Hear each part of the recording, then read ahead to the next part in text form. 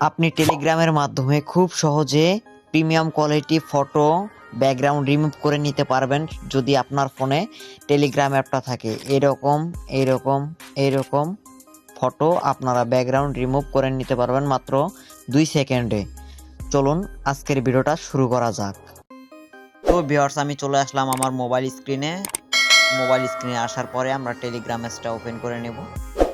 টেলিগ্রামে চলে আসার পরে এখানে আপনারা সার্চ করে দেবেন ব্যাকগ্রাউন্ড ইরেজার দিয়ে আপনারা যদি সার্চ করে দেন তাহলে আপনাদের মাঝে এই যে প্রথমে যে বটটা আছে এই বটটা আপনারা ওপেন করে নেবেন। এই বটটাতে ক্লিক করার পরে নিচে দেখতে পারতেছেন যে স্টার্ট যে বাটনটা আছে, স্টার্টে আপনারা একটা ক্লিক করে দেবেন। তো স্টার্টে ক্লিক করে দিলে এখানে আপনাদের মাঝে ফটো চাচ্ছে, একটা আপনারা গ্যালারিতে যে ফটোটা দিয়ে দেবেন। সো এখানে আপনারা ক্লিক করে দেবেন, গ্যালারিতে যাবেন।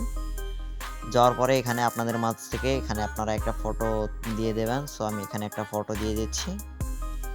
জাস্ট এখানে ফটো দিলাম।